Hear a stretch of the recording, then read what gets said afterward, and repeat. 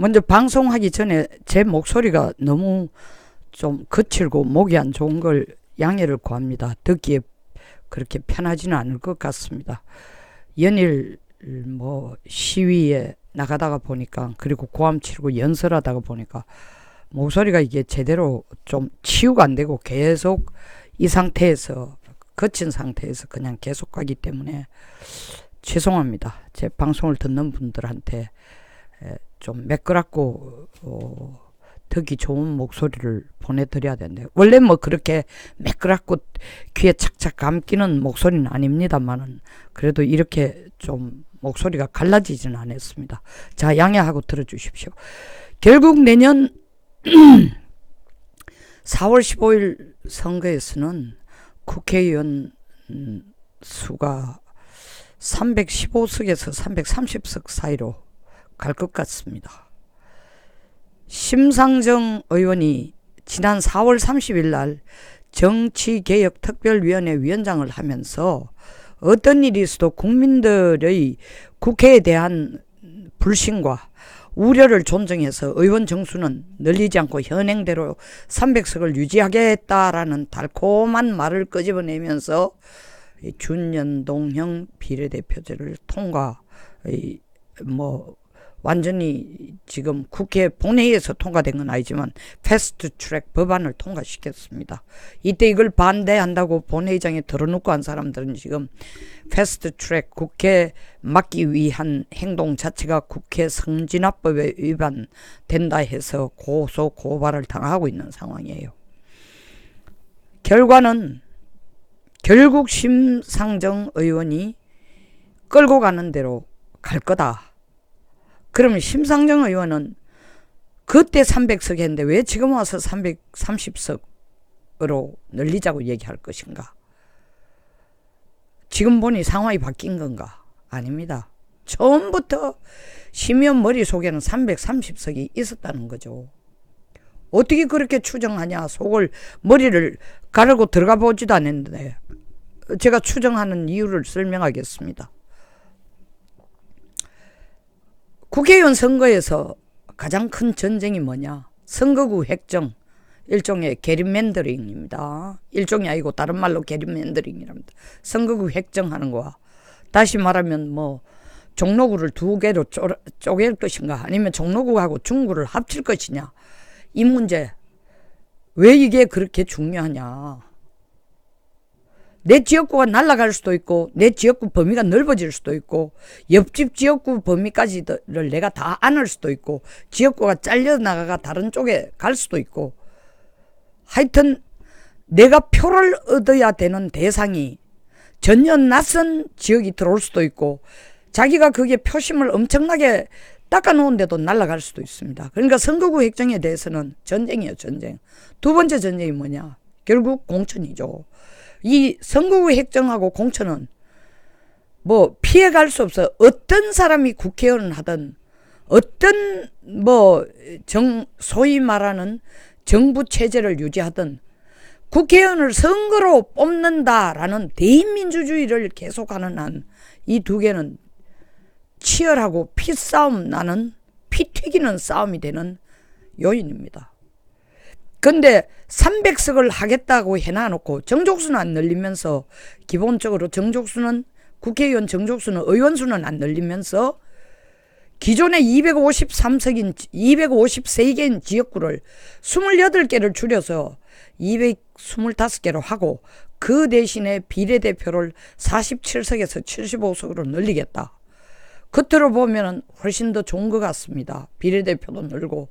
비례대표를 늘리자라는 것은 이 집권 여당이라는 체제를 좀 없애고 독일처럼 다수 연립정당을 만들어가지고, 다수 연립정당을 해야 대통령 중심제에 좀 보완도 되고 협치가 된다, 이 생각이지만 협치는 저 뒤에 문제고, 실질적으로 이 정의당처럼 국회의원 숫자가 상대적으로 적으면서, 그러나 지역구 선거에서는 크게 우승을 하지 못하지만 비례대표에서는 나름대로의 정의당이라고 당이 가지고 있는 정당의 당원들, 책임당원, 소위 말하는 책임당원이 잘 조직화되어 있고 이렇게 확실하고 당비도 확실히 내고 조직이 아주 튼튼한 그런 당에서는 이 비례대표제라는 게 자기들을 살리는 구세주입니다. 그러니까 이 정의당의 당수인 심상정 의원이 정의당의 의원 수를 늘리기 위해서는 비례 의원 숫자를 절대적으로 늘리는 게 필요하다 생각하고, 자기들은 지역구를 희생을 시켜봐야 현재 지금 정의당이 6명 중에 2명이 지역구야. 그 줄여본들 자기들에게는 지역구를 줄임으로, 줄인다는 것은 통폐합한다는 겁니다. 아까도 얘기 드린 것처럼 뭐 종로구와 중구가 갈라져 있었는데 중구와 종로구를 합친다든지, 아니면 성동구가 2개인데 성동구를 하나로, 성동갑, 성동을을 합쳐가 성동구 하나로 해버린다든지, 이렇게 해도 자기들은 기존에 가지고 있는 지역구 숫자가 2밖에 안 되니까 더 늘어봐야 셋, 줄어봐야 하나, 크게 영향을 안 빚는데 그에 상응한 반비례적으로 이 준연동형 비례대표제를 받아들이면은 비례의원 수는 한 사람이 늘어나거나 한 사람이 주는 게 아니라 상대적으로 엄청나게 늘어날 수 있다라는 계산을 한 거죠. 그 계산은 이 심상정 의원 혼자 한 게 아니라 자기 자신이 얘기했습니다. 통계학자, 수학자, 전문가들을 불러가 6개월을 고민해가 만들어낸 모델이라고 하지 않습니까? 그럼 가장 피해를 입는 당은 어떠냐? 집권 여당 그리고 최대 야당입니다. 준연동형 비례대표제라는 게 소위 말하는 그 당이 가진 지지율만큼 비례대표 숫자를 가져가니까, 자유한국당 같은 경우에는 전체 예를 들면 지지율을 30%를 받는 경우에는, 총선에서 당 지지율을 30%를 받는 경우에는 300명에 대한 30%면 90명입니다. 그러면 지역구에서 만약에 89명이 당선됐다면 비례대표는 1명인 거예요.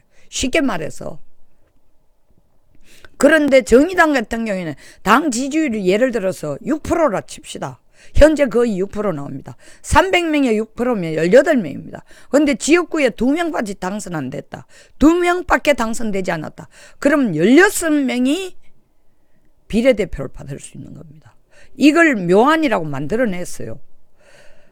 자기들이 정의당 자체는 지역구에 상처를 입지 않지만, 그로 의한 피해가 별로 없지만 지역구를 줄여도, 그런데 메이저 정당 그리고 핵심 야당에서는 치명타를 입으니까 자유한국당은 우리는 아예 비례대표제 안 하겠어. 비례대표 필요 없어. 그 대신 지역구 더 늘려다. 사실 그것도 비현실적입니다. 비례대표를 완전히 없애고 지역구를 늘린다는 거 혼자 주장하지만 그것도 통과될 가능성이 없지만, 한국당의 입장은 지금 범여당이라고 하는 그 당시라는 것은 그 당시 합의한 더불어민주당, 정의당, 국민평화당, 바른미래당, 이런 4당이 합쳐가지고 통과시킨 준연동형 비례대표제를 원치 않는다는 차원에서 강력한 반대 의사를 보여주기 위해서 우리는 비례대표 하나도 안 뽑고 지역구를 253석에서 22석 더 늘리는 275석으로 가겠다라고 내놓는데, 결론은 이미 심상정 의원대로 제안이 가는 겁니다. 왜? 28개의 지역구를 없앤다는 것은 최소한 56개의 지역구가 영향을 입습니다. 통합하든 늘리든 재조정하든 최소한 56. 많으면은 그게 70명 이상의 국회의원도 관련이 됩니다. 왜냐하면 새 지역구를 합치거나 아니면 새 지역구가 가지고 있는 자기의 선거를 관리해야 될 지역의 일부를 떼주거나 일부를 생각지 않는 지역을 맡아야 되거나, 그러면 한 지역구를 제대로 모양을 게리맨더링을, 선거구 획정을 하기 위해서 새 지역구의 의원들이 피해를 입거나 협력을 하지 않으면 안 됩니다. 그리고 어떤 지역구는 중구와 예를 들면은 뭐 성동구, 갑 이런데 중구와 성동구 갑이 합쳐져 버리면은 성동구 갑 의원이 날아간다든지 중국가 날아가면은 28개의 지역구가 날아간다라는 것은 절대로 국회의원들이 용납하지가 않습니다. 아까 제가 앞에서 말씀드린 것처럼 선거구 획정하고 공천이 바로 피싸움이라고 얘기했습니다. 그런데 어느 당 국회의원이 뭐 민주당이 처음에는 마음씨 좋은 것처럼 선거구를 재조정해서 28개의 지역구를 없애는 것도 우리 찬성한다. 통과시키기 위해서 뭐 공수처 통과시키고 검경 수사권 조정을 통과시키기 위해서 한 패키지로 묶었지 않습니까? 준연동형 비례대표제까지. 그거 통과시키기 위해서 공수처 통과시키고 검경 수사권 조정 통과시키기 위해서 예스했지만 그들 머릿속에도 4월달 이미 이걸 합의할 때의 계산은 뭐냐, 결국 의석수를 늘려야지 비례대표 숫자를 좀 줄이는 건 몰라도 지역구 숫자를 줄인다는 건 있을 수가 없다. 절대로 안 된다는 거 자기들도 알아요. 그런데 비례대표 수를 줄이면은 이게 정치개혁특별위원장이라는 심상정 의원이 그런 안을 다른 바른미래당이나 더불어민주당이 제안하면은 받아들일까요? 뭐 자유한국당은 예외입니다. 비례대표 아예 하나도 안 뽑겠다고, 안 뽑는 제도로 가겠다고 했으니까 안 받아들이는 거예요. 그러니까 그때는 이 비례대표 지역구를 줄인다, 비례대표를 늘린다는데 예스를 했지만 이미 더불어민주당, 국민평화당, 바른미래당, 지금 새로 생긴 대한신당, 그때는 그런 당이 없었습니다만 불가피하게 지역구는 손대지 않고 비례대표를 손 안 대려고 하면은 비례대표를 늘릴 수밖에 없다. 왜? 비례대표 하나도 안 날리는 처음 오리지널 안대로 47석을 하면은 이 정치개혁특별위원장 심상정이 구상하는 게 전혀 안 맞아 들어가니까 속된 말로 땡깡을 칠 거 아닙니까? 더불어민주당이 하는 것마다 손을 안 들어줄 거 아니에요. 더불어민주당의 심상정 의원의 이 준연동형 비례대표제를 받아들인 거는 공수처와 검경 수사권 조정에 손들어 달라고, 더불어민주당과 함께 손들어 달라고 한 거 아니에요. 내일 무슨 국회의장에게 이 법을 부의를 한다고 합니다. 부의라는 건 본회의장에서 까지 국회의장이 들고 올 수 있도록 국회의장에게 먼저 권한을 주는 거예요. 부의한다고 했는데 이게 가능성이 지금 거의 없어집니다. 본회의장에 오면은 통과를 4월 30일처럼 한 묶음이 되면은 통과 바로 되는 거죠. 근데 부의가 안 되면은 올라올 수가 없습니다. 근데 4월 30일과 똑같은 마음인가? 똑같은 마음이 아니에요. 의원들이. 왜? 분명히 먼저 선거법부터 해결을 하고 공수처 검경 수사권 조정하자는 거였는데 민주당이 조국 때문에 지지율이 막 떨어지니까 마음이 조급해가 공수처부터 먼저 하자니까 그때에 합의를 해준, 이 패스트 트랙에 합의를 해준 당들이 다 나자빠지는 거예요. 그러면서 하는 얘기가 뭐라고 얘기하고 있습니까? 더불어민주당은 감히 입 밖으로 의원수 늘린다는 소리를 못하니까 우리는 당의 정론이 300석이다 이러고 볼멘 소리로 하지만 속으로는 심상정한테 너무 고맙다. 330석으로 제안해 주는 게, 저렇게만 되면은 우리 당 내에서도 지역구 의원들끼리 싸움 나고 민주당도 지금 갈랑갈랑해요. 당이 깨지기 직전. 벌써 이철희 의원이 들고, 초선 의원들이 들고 나올 때, 이철희를 선두로 해서 들고 나올 때 이해찬 책임지라고 할 때는 이거 벌써 당이 깨질 조짐이 있습니다. 임종석파, 조국파, 다시 말하면 친문파, 반문은 아니지만 직접적인 친문이 아닌 파, 깨질 조짐이 있는데 이철희가 먼저 나는 더 이상 국회의원 안 하겠다고 던지고 나옵니다. 말을 던졌어요. 그런데 이 차제에 당신 지역구 없어져, 당신 지역구 없어져, 당 깨지는 거죠. 그러니까 겉으로는 이미 4월 30일 날 국민들 보는 앞에 약속을 300석이라 해놨어요. 의원수를 불가피하게 늘려야 된다 소리는 못하지만 심상정 의원이 짐을 지고 나온 앞에 선봉장이 돼가 30석 늘려야 된다 하니 속으로는 쾌재를 부르는 거야. 그리고 대한신당 같은 데는 노골적으로 늘리자. 국민평화당도 뭐라 그래요? 평화당도 정동영 의원 뭐라 그랬어요? 대표가 10%는 늘려야 된다. 바른미래당도 지금 유승민 쪽으로 서인 사람들은 절대 안 된다 하지만 손학규 쪽으로 서 있는 사람들은 하자. 의원석 늘리자 이래 되는 겁니다. 자유한국당은 절대로 안 된다. 당론이 300석이다. 그리고 우리가 선거법 개정은 자유한국당의 선거법 개정안은 비례대표는 없애고 지역구 275석 하겠다. 지역구만 22석을 늘리겠다. 말도 안 되는 얘기죠. 혼자 해본들. 지역구가 혼자 늘리는 게 아니에요. 다른 당과 다 합의가 돼야 되는 거예요.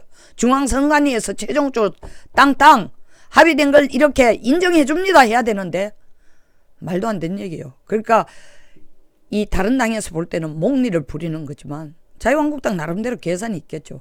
결국 비례대표를 완전히 없앨 수 없습니다. 두 번째, 지역구를 줄일 수가 없습니다. 그럼 불가피하게 의원수가 늘어납니다. 그러면 지금 심상정 대표가 들고 나오는 소리가 뭐야?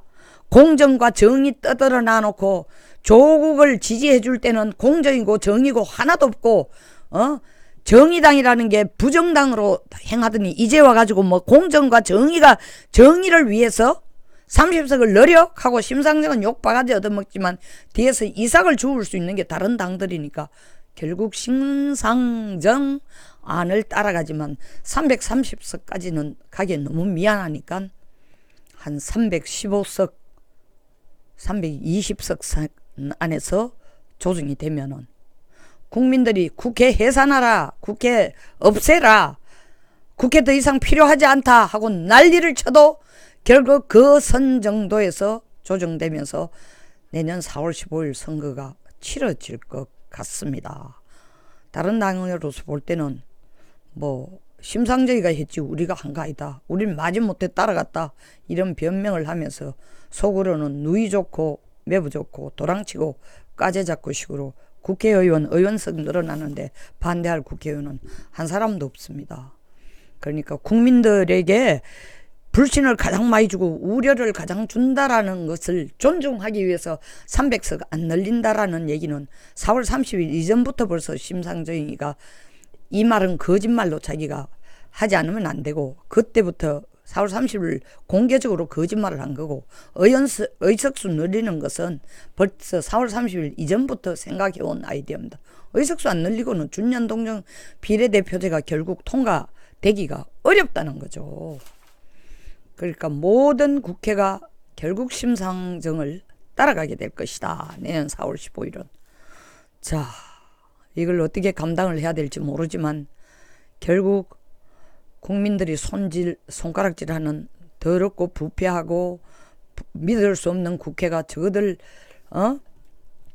소위 말하는 밥그릇만 챙긴다. 이 소리 안 들으려고 빠져나가는 구멍으로 해놓은 마지막 이 탈출구를 뭐라 했냐면 총의원의 세비는 동결하고 숫자는 늘릴 수 있다 하는 거는 자유한국당도 작년 12월 달에 약속을 해준 거예요. 예스 해준 거예요. 거기 찬성을 해줬기 때문에 결국 찬성해줬다는 건 자유한국당도 의석수 늘어나는 데 대해서는 노할 이유가 별로 없을 거다.